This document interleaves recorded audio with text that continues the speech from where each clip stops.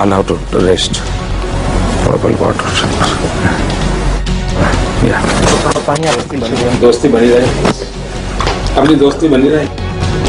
Still unwilling to talk about his role during the post-Godhra riots, Gujarat Chief Minister Narendra Modi abruptly ends an interview with CNN IBN's Karan Thapar on Devil's Advocate when asked if he regretted.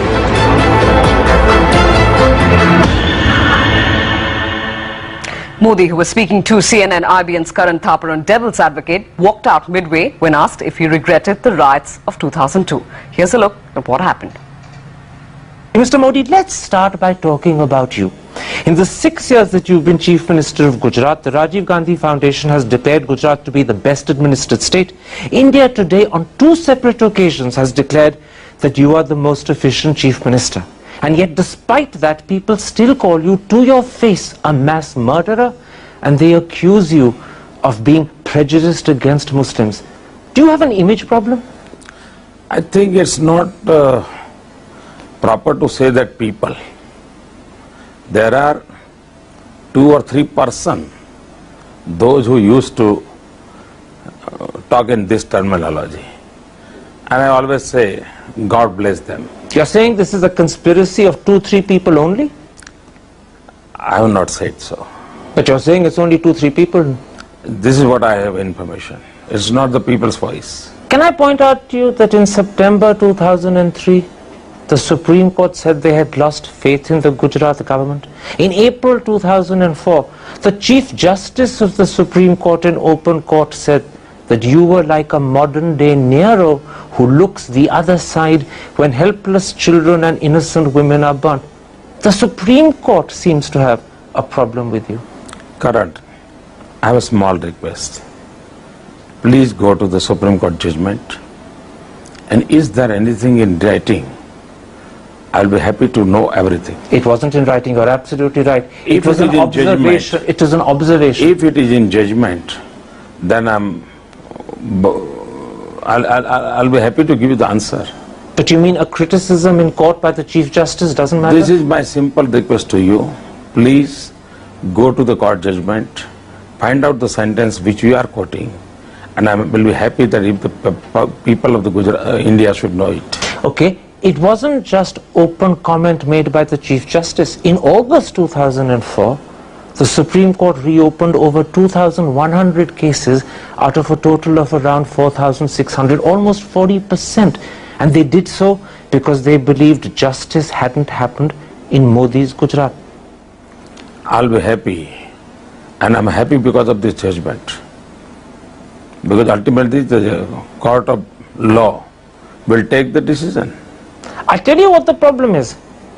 Even 5 years after the Gujarat killings of 2002, the ghost of Godhra still haunts you. Why have you not done more to allay that ghost? This I gave it to the media persons like Karan Thapar. Let them do and let them enjoy. Can I suggest something to you? I have no problem. Why can't you say that you regret the killings that happened? Why can't you say that maybe the government should have done more to protect the Muslims? What I have to say, I have said at that time, and you can find out my statements. Just say it again. Not necessary. I have to talk about the in 2007 everything, what you want to talk. But by not saying it again, by not letting people hear the message repeatedly, you're allowing an image that is contrary to the interest of Gujarat to continue. It's in your hands to change it. I'll have to rest. Water. Yeah. दोस्ती बनी रहे, अपनी दोस्ती बनी रहे. I'll be happy. You came here. I'm happy. I'm thankful to you. I can't help it. It's okay. Your things are आपके ideas हैं. आप बोलते रहिए. आप करते रहिए. 3-4 questions I will let you enjoy. So I can't. But Modi sir, Please. Modi sir. कल देखो मैं दोस्ताना संबंध बनाना चाहता हूँ. आप उसको कोशिश कीजिए. मुझे एक चीज समझाएं sir. I'm not talking about doing anything wrong. I'm saying why can't you correct the image?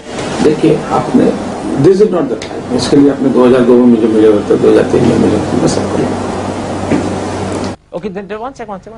And to talk about that aborted interview, we have Karan Thapar here in the studio. Karan, it's not the first time that Modi has been asked the question, but the fact is it's a different election this time. There is no perceptible wave. Do you get a sense that because of political compulsions, possibly Modi not wanting to say that he regrets 2002, at the same time he is possibly looking at an image change here? I actually don't know why Mr. Modi stopped the interview. I wasn't at all rude. There was no aggression in my voice.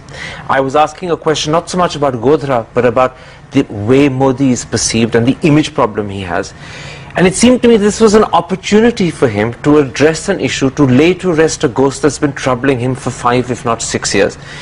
And rather than use that opportunity, he suddenly stopped the interview. And all I can guess, and it is a guess, is that either I touched a sensitive point, a raw nerve, or maybe somewhere along the line, I worried him because he said to himself, maybe this interview is going to get worse and worse and I must anticipate a bigger problem and let's stop it now.